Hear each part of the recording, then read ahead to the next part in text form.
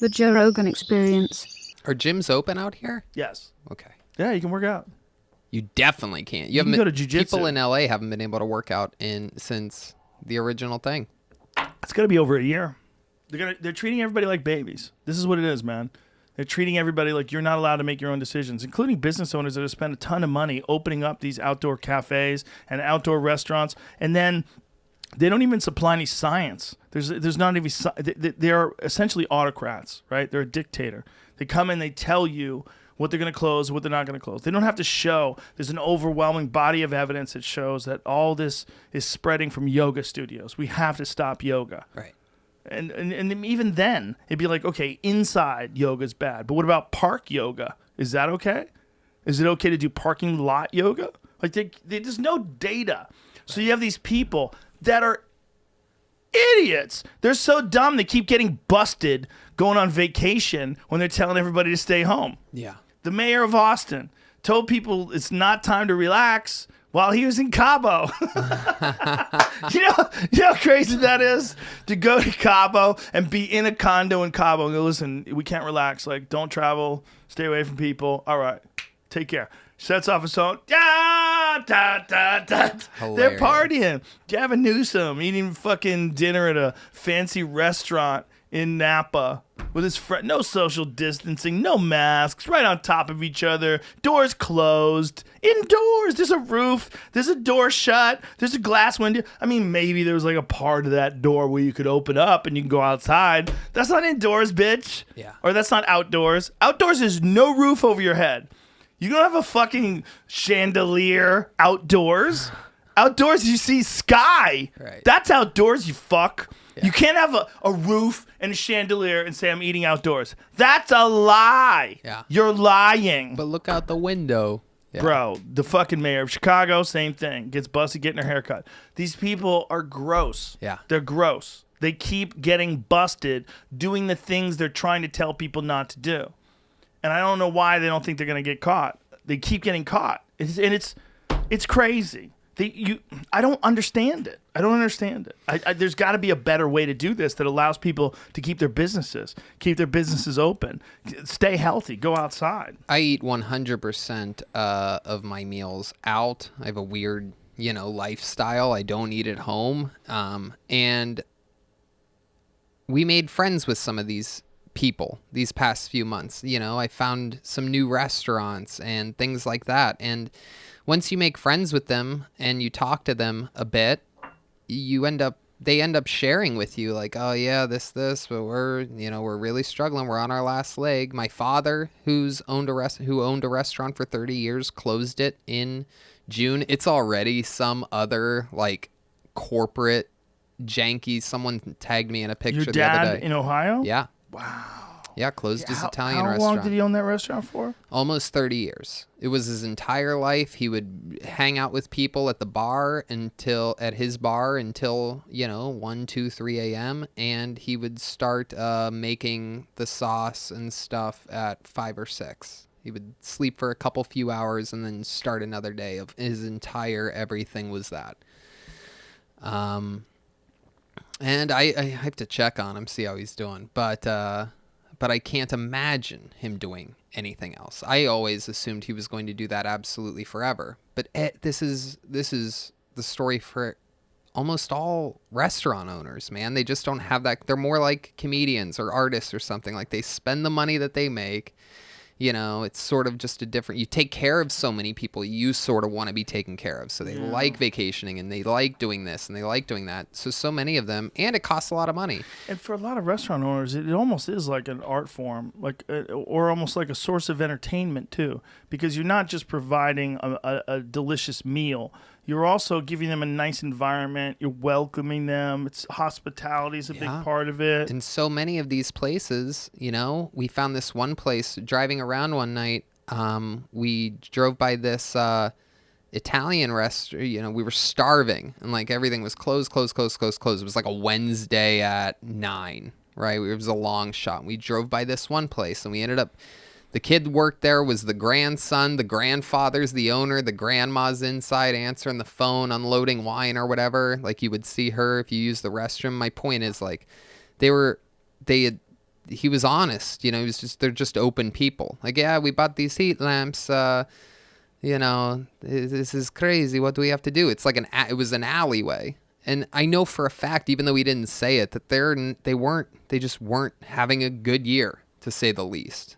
And it's just frightening to think that all these places with all these good people in LA aren't going to have a chance at opening up after they spend money on the heat lamps, after they completely reorganize their entire structure. Has there been any big cities that decided to try to stay open most of the pandemic? I don't think so, right?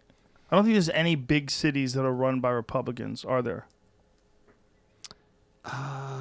Big cities run by Republicans that just left everything open, basically. You mean like mayors? Yeah. Like, what about Miami? I was just Googling me. I was like, Miami might be open. Miami, still. I don't know. well, I think Florida as a whole, the governor of Florida has basically said, listen, the cure can't be worse than the disease. Right. And it's killing our businesses. It's killing our people. It's like a lot of people are committing suicide. A lot of people are getting addicted to drugs. And, he took a pragmatic approach. And you could disagree or agree. And a lot of people disagree, and I understand it. There is an issue, though, that a lot of people who disagree with him being able to do this and opening things up, they're financially capable of surviving a year or even longer without work, and many of them are actually in the middle of work. And I don't want to cast any aspersions. I don't want to cast any blame. I don't want to point any fingers. That's not what I'm trying to do. But what I want to say is that it's really difficult to even imagine. And this is coming from someone who doesn't have to imagine it, so I know how ridiculous this sounds. But it's difficult to imagine the mindset of someone who's losing everything if you're not losing anything. If your life is basically the same, and this is the problem with some of the politicians, they didn't get punished financially for their city shutting down. They didn't get punished financially for 40% of the businesses going under. I mean, sure, it's going to be tough for them to get reelected, but they can say, listen, we were in a pandemic. We saved lives. That'll be the propaganda. That'll be what they put the pitch, that they saved lives by doing this. But they don't act the way a person would act if their entire life's work was on the line, like your dad in his restaurant. They don't act like that person, where they find a way to keep things open and keep things reasonably safe, where they find a way. Look, there's a better solution here. What we got to do is keep people healthier, and that'll lower the numbers of cases, and then it'll also lower the severity of cases, and that'll allow us to open places up to a reasonable extent.